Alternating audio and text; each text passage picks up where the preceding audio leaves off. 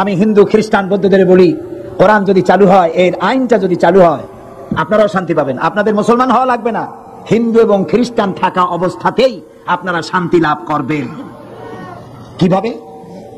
প্রশ্ন উঠে কিভাবে? কয়েকটা দৃষ্টান্ত দিব। একটি হচ্ছে সুদ, এটি পুঁজিবাদী শোষণের এক জঘন্যতম হাতিয়ার। সুদ আর যাকাত দুটির মধ্যে পার্থক্য হলো, যাকাত হলো বড় লোকদের কাছ থেকে নাও, গরিবদের দাও, এটা হলো যাকাত। আর সুদ হলো গরিবদের কাছ থেকে নাও, ধনীদের দাও। দুইটা কি একরকম? সুদী অর্থ ব্যবস্থা দিয়ে গরিবরা আরো গরিব হয়, ধনীরা আরো ধনী হয়, এটাই হলো সুদ। এখন আল্লাহ কি বলছেন? আল্লাহ তাআলা বলছেন ওয়াহাল্লাল্লাহুল বাইআ ওয়া হাররামার রিবা, আমি ব্যবসাকে করেছি হালাল, সুদকে করেছি হারাম। কে বলতেছেন? আল্লাহ তাআলা। এখন সুদ যদি বন্ধ করে দেওয়া হয়, সমস্ত ব্যাংক থেকে সুদগুলি বন্ধ হয়ে গেল, তাহলে উপকার পাবে শুধু মুসলমানে না হিন্দুরাও পাবে? পাবে কিনা? কিভাবে শোষণ করে সুদ দিয়ে? এই যে বিভিন্ন এনজিও আছে আমাদের দেশে, ব্যাংকও আছে, এনজিও আছে, তারা সুদী কারবার করে। ব্যাংকে সুদ নেয় 17% থেকে 15% থেকে 17% হচ্ছে ব্যাংকের সুদ, আর এনজিওদের সুদ হচ্ছে 35 থেকে 45% তাদের সুদ। এই যে সুদ তারা নিল, ধরুন একজন গরিব মানুষ, সে হালের বলদ কেনার জন্য অথবা জমিনের সার আর বীজ কেনার জন্য ব্যাংক থেকে লোন নিয়েছে। লোন নিয়ে সে চাষাবাদ করলো, এরপরে দেখা গেল অনাবৃষ্টি অথবা অতিবৃষ্টির কারণে ফসল হলো না, ফসল হয় নাই।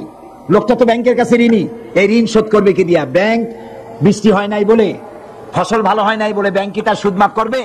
করবে না। তখন গরিব লোকটা কি করবে? তার বইয়ের সোনার শেষ বালা, শেষ চুরি গাছা, মায়ের চুরি গাছা, হালের বলদ জোড়া বিক্রি করে সুদের টাকা পরিশোধ করতে হবে, ঠিক কিনা? তাহলে গরিবের টাকা ব্যাংকে জমা হলো, ব্যাংকে টাকা রাখছিল কারা?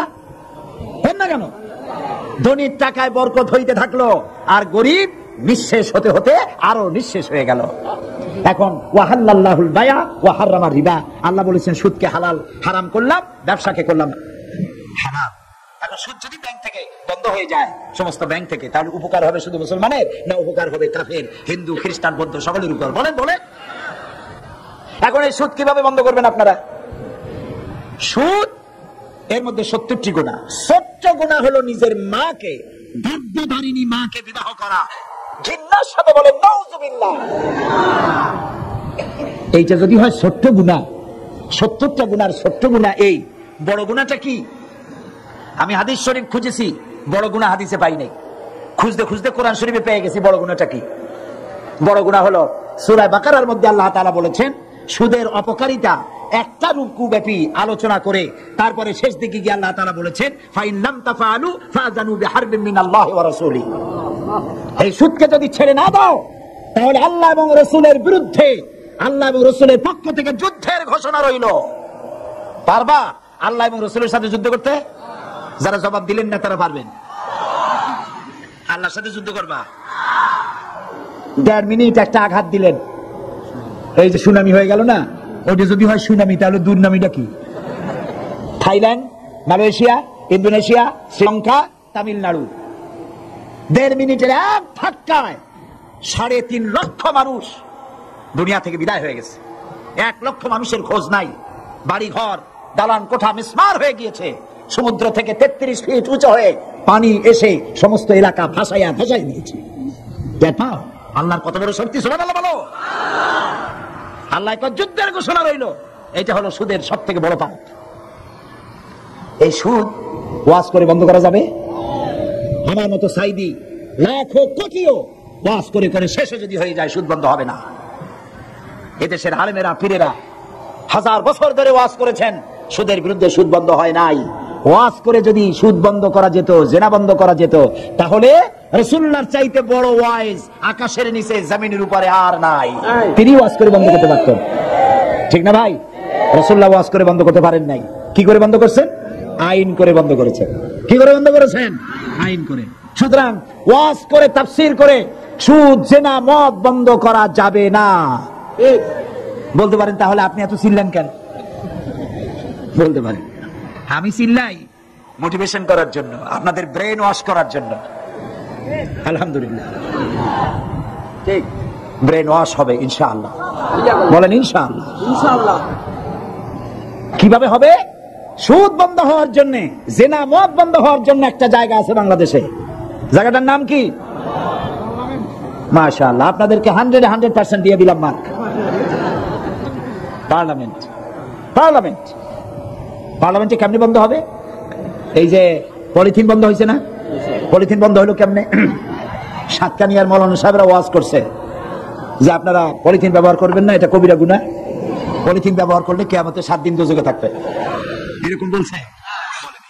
পার্লামেন্টে বিল উঠছে, পলিথিন একটা সর্বনাশী জিনিস। এটা মাটির মধ্যে দিলে মাটিতে এটা পচে না, মাটির উর্বরা ক্ষমতা নষ্ট করে দেয়, ফসল নষ্ট করে। সুতরাং এটা নিষিদ্ধ ঘোষণা করা হোক। এটা বলার পর পার্লামেন্টে কণ্ঠভোটে পাস হয়ে গেল। পরের দিন থেকে পলিথিন নিষিদ্ধ ঘোষিত হয়ে গেল। পলিথিনের উৎপাদন, বিপণন সব দণ্ডনীয় অপরাধ হয়ে গেছে না বন্ধ? এখন দেখেন পার্লামেন্টে এই আইন পাস করার জন্য, সুদ বিরোধী আইন পাস করার জন্য শাহজাহান সাহেবের মতো লোক লাগবে। যারা সুদের ব্যবসা করে ওরা পারবে না। যারা সুদ খায়, সুদী ব্যাংকের সাথে লেনদেন করে, তাদের কাজ এটা নয়। সুদকে যারা মাকে বিবাহ করার মতো গুনাহ মনে করে, সেই রকমের লোক 2/3 মেজরিটি হতে হবে পার্লামেন্টে। কার মতো? শাহজাহান চৌধুরী সাহেবের মতো লোক বেশি হইতে হবে। যখন বেশি হয়ে যাবে, শাহজাহান চৌধুরী সাহেব তখন সিংহের মতো গর্জে উঠবেন পার্লামেন্টে। সুদকে আল্লাহ তাআলা হারাম করেছেন, সুতরাং এটি হচ্ছে মায়ের সাথে গর্ভধারিণী মাকে বিবাহ করার মতো গুনাহ। এই গুনাহ থেকে বাংলার 14 কোটি মানুষকে বাঁচাবার জন্য সুদকে আইন করে নিষিদ্ধ ঘোষণা করা হোক। বলার পর স্পিকার সাহেব বললেন, সংসদের সামনে প্রশ্ন হচ্ছে, সুদকে নিষিদ্ধ ঘোষণা করা হোক। এই প্রস্তাবের বিপক্ষে যারা আছেন তারা না বলুন, পক্ষে। বিপক্ষে যারা আছেন তারা কি বলেন? হ্যাঁ বলুন। তো বিপক্ষে যারা আছে, অর্থাৎ সুদ চালু থাকুক, এটা যারা চাইবে তাদের সংখ্যা কম থাকবে, কারণ শাহজাহান সাহেবরা তখন বেশি হবে ইনশাআল্লাহ। বলেন ইনশাআল্লাহ। এরপরে স্পিকার সাহেব বলবেন, প্রস্তাবটির পক্ষে সুদ নিষিদ্ধ ঘোষণা করা হোক। এর পক্ষে যারা আছেন তারা হ্যাঁ বলুন। সঙ্গে সঙ্গে 2/3 মেজরিটি তারা হ্যাঁ বলবেন। স্পিকার বলবেন, হ্যাঁ জয়যুক্ত হয়েছে, হ্যাঁ জয়যুক্ত হয়ে গেছে। পরের দিন থেকে সোনালী, পুবালী, রূপালী, শ্যামলী, চৈতালি সব ব্যাংকে সুদ বন্ধ হবে নাকি হবে না বলুন?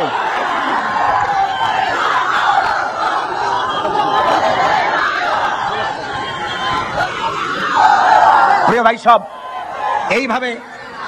এইভাবে সুদ, জিনা, মদ, জুয়া পার্লামেন্ট